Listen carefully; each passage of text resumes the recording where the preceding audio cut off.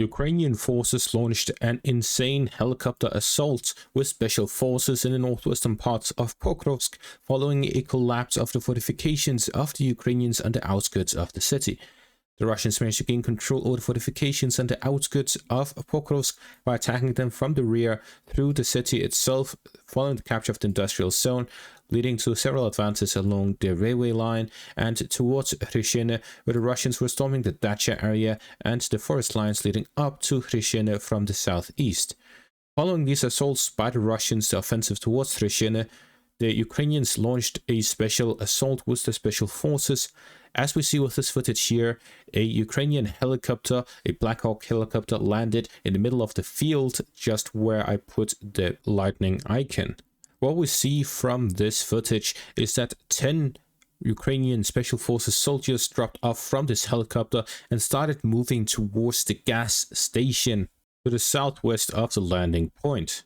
So they were moving towards the forest patch area, down towards the gas station, the entryway, down to the highways.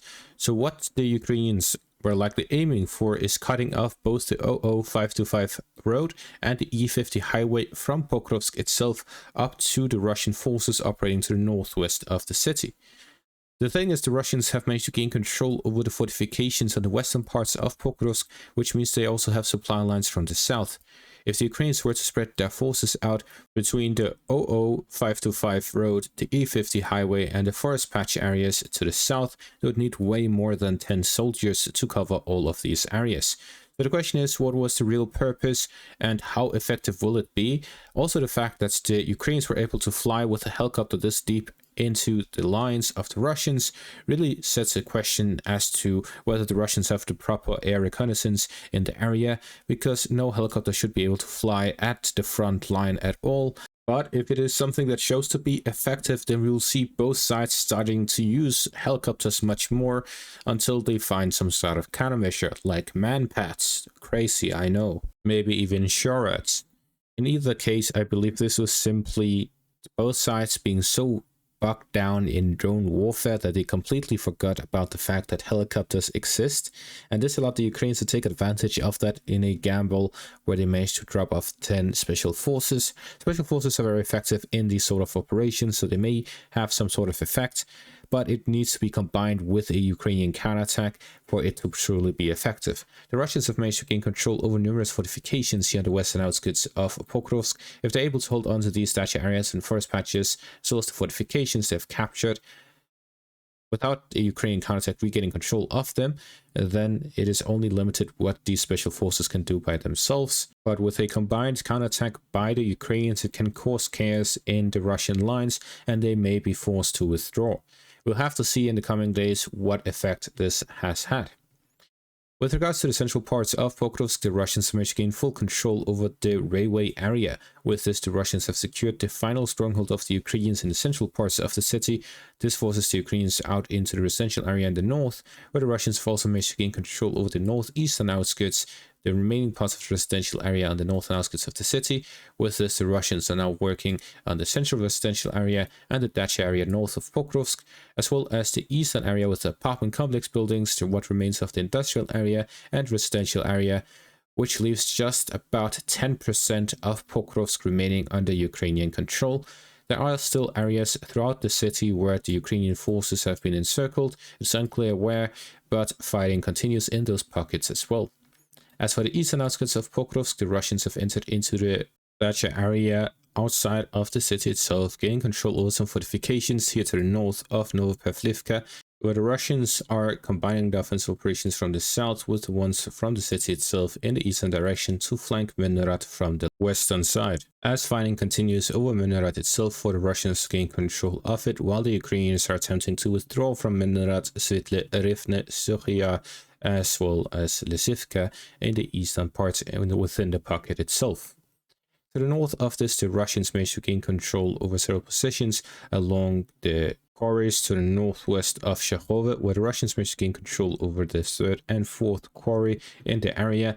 This completely regains control over the road connecting to Shakhtove from the northwestern direction. This also shows that the Russian forces here still have strong combat capability despite the Ukrainian counterattack in the area. It may be an arrival of additional reinforcements to counterattack the Ukrainian forces following the initial counterattack, which regained control over Kucherov Yar, Vilna, and Novo Shakhtove. To the south of this, interesting developments take place as the Russians are reporting that they have still been fighting over Satyshok as well as Sokhetsk, despite the Ukrainian geolocation of Sokhetsk and report of Ukrainian capture of Satyshok. A reliable Russian source is saying that both are still contested, so I'm leaving both of them in the gray zone until more details are revealed. In the northern section of the front line, I forgot about this development in the last update, and that is the development in favor of the Ukrainians in the Sumy region, where the Ukrainians managed to launch a counterattack over the past month from Kindrativka and Novokonstantinivka in the direction of Konstantinivka. They've managed to gain control over the southern street of Konstantinivka, while the northern parts remain under Russian control. The Ukrainians are here looking to gain control over the river line and the border section between the Russian and Ukrainian side of the border, as they continue their offensive operations to regain control over the border section in the western parts of the Sumy region, where the Russians have launched their Sumy incursion. In the southern section of the front line, interesting developments took place in that direction as well. The Russians managed to reverse the situation in the Stepnohirsk direction, regaining control over the southern parts of Stepnohirsk and fully securing the southern bank of the river line. At the same time, they even expanded in the eastern direction, regaining control over some fortifications. So this indicates that the Ukrainian counterattack in the south was either a misreport or a Russian ambush. They then reversed the situation.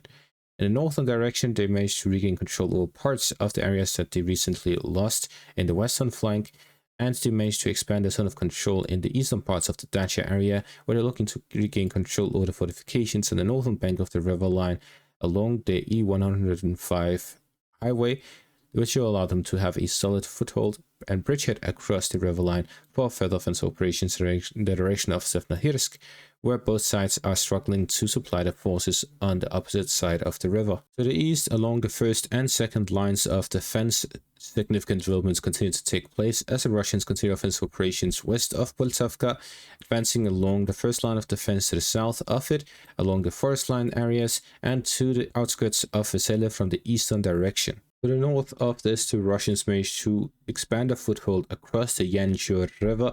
Following the capture of Novomykolaievka, they pushed into Uspinivka from the south and crossed over the river line from the north. With this, they managed to gain control over the eastern parts of Uspinivka, and fighting is taking place in the central parts before moving on to the western parts. Russians are here looking to gain control over a wider area on the western bank of the Yanch River, following the full capture of the eastern bank of it. Russians lack control over Rybne in the north and Uspinivka in the center to gain full control over both banks of the Yanch River line all the way down to the fortifications, following which they can start storming the fortifications to the south of Novomykolaievka, the town of Nove, and to gain full control over the fortifications and the first defensive line on the western bank of the Yanch River in the direction of Huliaipole, where the distance between the Russian positions in Uspinivka and Huliaipole is not really that far. It's about 16 kilometers from the outskirts of Uspinivka to the entrance to Huliaipole. With this, the Russians at the current rate of advance would probably need a few months to capture all of this. However, we have seen them advance on a wide front over this past month, which is why they have not really advanced that deep, and they had to do it due to the Yanch River. As for the previous months, the Russians have really captured everything from Odradne, here to the east of Velyka Novoselka, all the way to the peak, which is Vishneve and Novoalexandrivka. This entire area was covered from May of this year until the end of October, so approximately 5 months. The distance is 40 kilometers, so about 8 kilometers a month. At that rate, the Russians would be in Huliaipole at the central parts and the entrance of it within 2 months. Now, neither of these will count because the rate of advances by the Russians has significantly increased over the past few weeks, especially the past few days, where the Russians have been advancing along this first and second line of defense every single day and multiple times every day for the past 3 days, significantly speeding up the rate of advances. So an advance of about 15-20 square kilometers a day, which is double the previous advances. So Huliaipole within a month is doable at the current rate of advances. If it speeds up even further, then before the end of November the Russians would have captured Huliaipole, which is a significant development in favor of the Russians. In the direction of the north, the Russians have managed to gain control over Alexandrivka. As we see with this geolocated footage, the Russians were geolocated on the eastern, western and southern parts of the town. And with the capture of Alexandrivka, they've also managed to gain control over the entryway into Hai, which is just to the west of Alexandrivka, which is also the second last settlement to Vedratne. The previous report mentioned a report by locals that the Russians have captured Hai. If that is the case, then the Russians are just one settlement from cutting off the highway that connects Pokrovsk in the north with Huliaipole in the south. Cutting off the northern highway is a significant development in favor of the Russians for limiting the supplies going to Huliaipole along the first line of defense, which will even further speed up the Russian capture of the city from the eastern direction.